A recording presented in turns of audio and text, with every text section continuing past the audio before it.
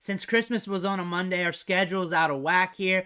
We're going to be looking at the trendy players on Wednesday instead of Monday since the schedule was out of the loop. That being said, we're looking at 10 trendy wide receivers from week 16. We're looking at these wide receivers through the eyes of the next gen stats on NFL.com. We're going to be looking at the charts of their routes. We're looking at these trendy players and talking ball on them. Most of what we're discussing here is for 2024, considering there's not many wide receivers left to pick up off waivers. And on top of that, we're in championship week. We're not going crazy. Trades aren't really open unless you're in a dynasty league. And therefore, when we look at the trends, we're really looking at 2024, possibly to next week. But really, we're looking back to next week, seeing what these guys are doing. But before we dig in here, you need to click that subscribe button because I'm going to be a key resource to your research next offseason for your drafts. We're covering rookies hot and heavy.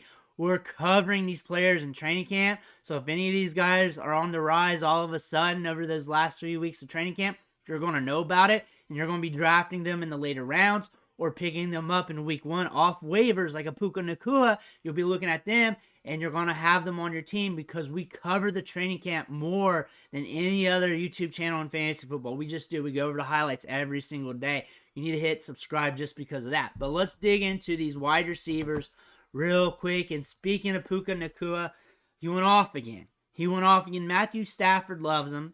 He's had some down games here and there this year because everybody else does. But 164 yards off 9 catches, 1 touchdown. Had a stellar rookie wide receiver season. Had a stellar year. He's a guy that's going to be highly priced next year. High-end draft pick. Are you going to pay that price next year? Or are you going to lean the other way? He was a late-round pick. A lot of people are looking the other way. A lot of people are selling off. Are you one of those people, or are you going to buy back in next year? I want to hear about that. Drop that in the comments below. That's not a take. That's what I saw off Twitter and discussions I've overheard that I did not even partake in, that I wasn't even in. But I like to read the market. I like to read the market and see what people are doing. And it's kind of split on Puka Ngata. Some people are looking at him as a one-hit wonder, and other people are buying straight up in, and they're rolling with him. And that's what I'm seeing on the internet these days. I think he's a very talented wide receiver. Kind of called that out, even though a lot of people called that out over the offseason. But we really went hard on that when the reports came back in training camp that he was moving up quickly. And looking at the reports in training camp is huge in the start of the season, because when you see these late round rookies start to flourish in training camp, that gives you an indication that they're living up to the prospect profile, that they're able to outlive or outwork their draft capital because they have to do it instantly. And that means there's a high likelihood or a better chance of them doing something at the NFL level. Puka Ngata did that. George Pickens went off. And the thing about George Pickens, he's highly volatile. He's a hard guy to start every week, especially when you got weird stuff going on at the quarterback position. He's a deep ball candidate. He's a candidate to score big on any given play. You can tell by the chart right there. He's got ball skills for days. We saw that at Georgia. We saw that last year. We saw that earlier this year. And then it went up and down, and he hit on the up against Cincinnati last week, and that's his game. That is the type of player he is. He's a big playmaker downfield, and that being said, he's going to have big performances like this off and on throughout his career.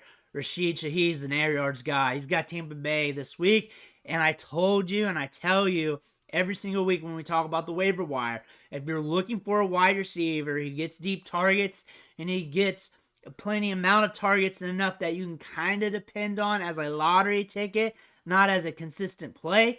Shaheed is your guy there because you can put him in your lineup and you know you're either going to get like a 5-point game or a game pushing around 20 fantasy points. He did that this week, and it's because he gets targeted deep downfield. You bring in 1 or 2 of those, you got a splash performance. He splashed in week 16. Gabe Davis, same thing, but he's a little bit more consistent. We had some down weeks here recently, but again, he can splash on any given week due to the deep ball, and he's in an offense where it's explosive and they push it downfield, and he's going to be a candidate to do it again next year off and on, and that's just his portfolio. It's just going to be looking like this. All year long, that's Gabe Davis in a nutshell for fantasy football. 4 catches, 130 yards, and a touchdown. Deep ball city, Gabe Davis, Amari Cooper. Oh my God, 15 targets, 11 catches, 265 yards, and 2 touchdowns. Huge performance. He should be still in Dallas, or Dallas should have sold him for a lot more, because look at him being productive with jabroni quarterbacks here in Cleveland.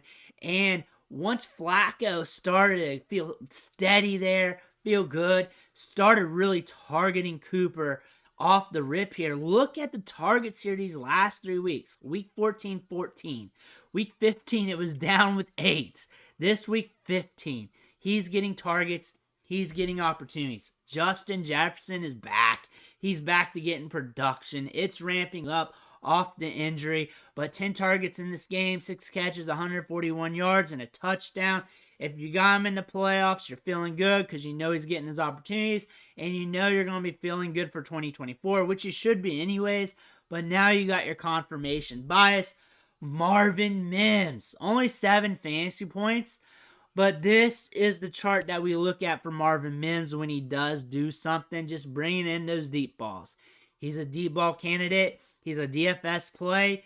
He's a hope and prayer target guy where he gets that one deep target. If he brings it in, that could change things for you. If that was a touchdown, if it was off a deep play like that, it could be huge because you know what? You close your eyes, you sling it downfield, and you hope Marvin Mims is down there somewhere. Zay Flowers getting targets. It's been an up and down year, but we're starting to get some elite consistency almost. Week 12, 23 fantasy points. Bye week. Week 14, 20. Week 15, down week with 1. Week 16, 22 fantasy points. Look at where the target's at. Short to intermediate. He can get you some yak as well. He can get you those opportunities. 13 targets in this matchup. Rashad Bateman coming back from the Liz Frank injury has not been looking good this year. Zay Flowers stepping up in a lot of these games. He's been having a good rookie season, has been productive for fantasy football.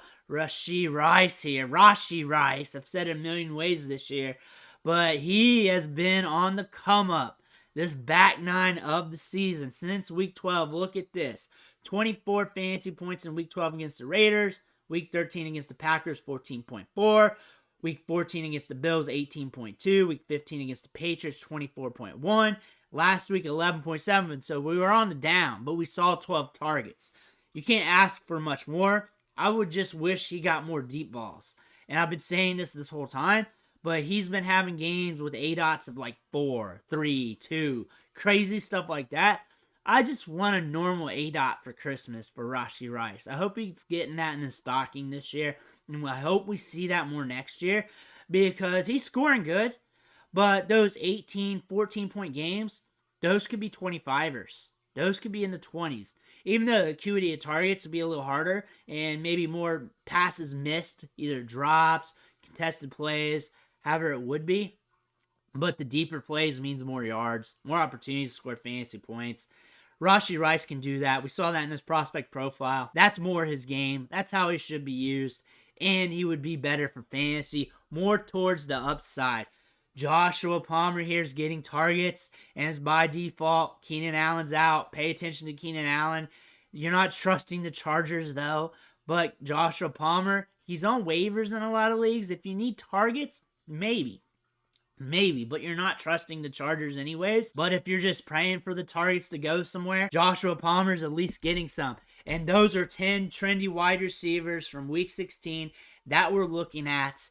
We'll go over the trends next week from the final week of the fantasy season. Go over those. But let me know who you're picking up off waivers in the comments below. I want to hear about it. Make sure you hit that subscribe button on the way out. I want to thank you for watching.